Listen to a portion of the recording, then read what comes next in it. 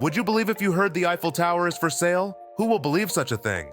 What if I tell you about a con artist who tried to scam famous people by telling them that the Eiffel Tower is on sale?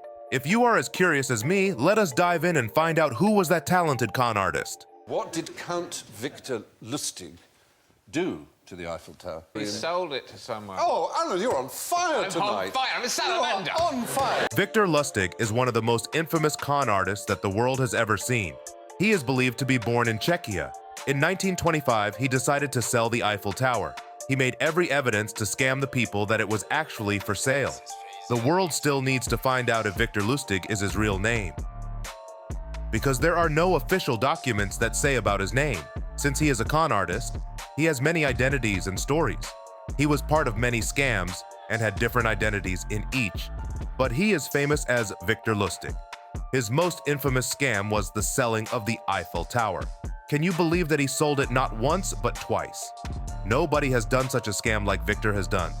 Now we can explore more about his life and his iconic scams. Victor is a skilled person and has many talents. He is very good at cards. He could do every trick with the cards very smoothly. This played an important role in his frauds as well. He did magic with his words like he did with the cards. He was studying in Paris when he was 19 years old. That time, he took a break from his studies and took part in gambling. He was a troublemaker. But his looks and way of pleasing others lead to the path of his scams. He is arrested and put in jail for more than 40 times. Sometimes it is by the people whom he deceived, and sometimes it is by the police. But he managed to escape from all of that without any struggles. He was also very good at languages. He spoke French, Italian, and English very fluently. He handled other languages pretty well as well, but was not mastered in them. When he was in Paris, he used to pickpocket while the people were engaged in their work. That was the time when Victor discovered his skills and talents and realized he could scam people with his skills. After doing all these small scams, his interest diverted to a big luxurious ship that sailed from France to the United States. As I said, the ship was luxurious, so obviously the passengers will also be very rich. This also increased Victor's interest in this ship. During this scam, he chose his name Victor Lustig. He faked himself as a rich man born to a noble family. He faked his entire personality. He was generous and kind to the people. He knew how to attract people. Don't forget, guys, he has a great talent for doing magic tricks with others' minds. This personality made his interactions with the rich people possible. People started trusting and believing him. He made people believe that he is one of the biggest producers on Broadway. This place is in New York that is famous for theaters and arts. He also made people believe that he was going to work in a musical show. He tricked people into investing in his show. He gained a lot of money like that. He traveled on that ship more often and made contact with more and more rich and influential people and tricked them the same way. He says to them that this would be the biggest opportunity for them to invest in something good and productive.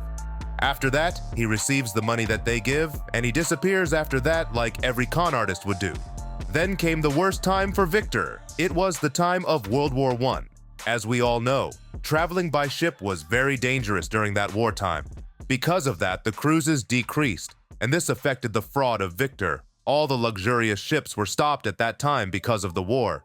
Now, you must be really curious to know what Victor did next. Like every other con artist, he started looking into other fraud ideas to gain more money from the people by tricking them.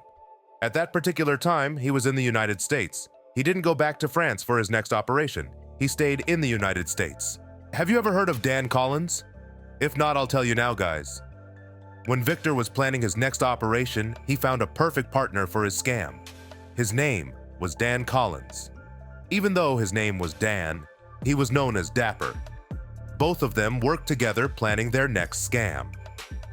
This time, Victor and Dapper made their scam more creative. They created a box that was normal in appearance from the outside, but its inside was made to look like a complex machine. They made the people believe that they could print any money with the help of this machine in 6 hours. It was so realistic that even the bank workers could not identify it. Since it took 6 hours to print one bill, they said that it would take 12 hours to print the next bill. This time was useful for them to convince the people to make them believe why exactly they were planning to sell this device. The people around them are not stupid. They can ask the question, that if they have this machine that can print money, why would anyone try to sell that? They then found an answer to this question. They said that the machine would take 18 hours to print the money. Since it is a time-consuming process, they are trying to sell that. The people cannot go to the police station if they understand this is a scam after buying this, because the buyer himself is included in an illegal way of making money. His next scam was a failure, but he managed to escape from that as well. In 1922, he took the name Robert Duville and went to a bank in Missouri. He went there and gave them the First World War bond worth $32,000 for $10,000 in return. I would like to remind you that he was very good with cards. By his skills, he managed to replace the bond with normal paper without anyone noticing. But the bank got suspicious. He followed him, but as usual, he tricked them again by saying that his arrest would lead to the loss of trust of the bank's clients. After hearing this, the manager let him go. That time, he decided to go back to Paris. In 1925, he scammed the people with the most creative scam ever. This is one of the most infamous crimes that he has ever done in his entire life. He came across the news when he was reading the newspapers. That news was about the Eiffel Tower and its maintenance. He thought that the people would support the government, thinking that this would be a liability. This was the time when Victor came up with that legendary idea of selling the Eiffel Tower. He decided to start a scam by selling the Eiffel Tower to metal dealers by making them believe that the government wanted to get rid of it. Single right given to him by the Ministry of Posts and Telegraphy to the sale, and that he could personally decide who would get the scrap metal rights. And he told this to two scrap metal dealers, and they both realized that as he was a French official, he could be bribed. And so they paid him a large bribe for the rights to it. He told them that it was going to be pulled down and that he had the rights to dispose. But can someone easily do this scam? No, right? Well, he was well aware of that. He pretended to be a government officer. But that was not enough. He should produce the necessary documents when people ask. For that, he hired a professional to make false government documents. He then went to the 5 famous metal dealers in Paris. He invited them to a meeting in one of the most expensive hotels there. He then showed all the necessary documents to make them believe that the Eiffel Tower was on sale and he was actually a government official. He insisted they keep all the information about this and the meeting a secret, saying that the government doesn't want the public to know about this. Among the 5 dealers, one dealer was weak when compared to others. Victor focused more on him so that he could trick him much more easily than others. So he met him privately and told him that he wanted to help him get his name higher. He wanted a huge amount as a bribe to do that as well. That dealer was ready to do anything to buy the Eiffel Tower. He paid the money to buy that and also the bribe money. After getting the money, he went to Vienna, Austria. He stayed there and noticed the news, but he found no news that talked about this scam. He became very surprised. Since there was no news about this, he decided to do the exact same scam again. But this time, one of the dealers was suspicious about this. Victor understood that the police were behind him, and he went to America. He lived there as a con artist. There he scammed one of the most notorious criminals, Al Capone. He asked him to invest in a business, saying that the money that he invested would double. So they were both in Chicago in the 20s, and Lustig went to see Al Capone, and he said, "Mr. Capone, I need to borrow $50,000 to finance a scam, and I'll be happy to pay you back double that money 2 months from today." And Capone said, no funny business, 2 months from today, exactly. Even though he started this, he returned his money, saying that the arrangement hadn't worked out. And 2 months to the day, he came back to Capone's office. And he said, "Mr. Capone, I'm really sorry to tell you this." And he could see Capone starting to tense up. "I'm really sorry, but there was a horrible disaster, Mr. Capone, and so I'm returning your $50,000, but I wasn't able to make you any." We all know there will be a downfall for every criminal.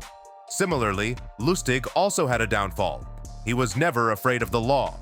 But on September 28, 1935, his life changed. The agents who were investigating Lustig followed him and arrested him. The case was heard by a New York judge, and he was given a 20-year jail term. While he was there in prison, he faced many health problems. He was diagnosed with pneumonia, and after 2 years, he passed away. Victor Lustig was not like an ordinary criminal. He had the skill and charm and had the talent to understand human psychology. What are your thoughts on his scams, guys? By hearing all these scams, we can say that Victor indeed was a talented con artist. If you enjoyed this video, make sure you show us some love by smashing that like button and subscribing if you haven't already.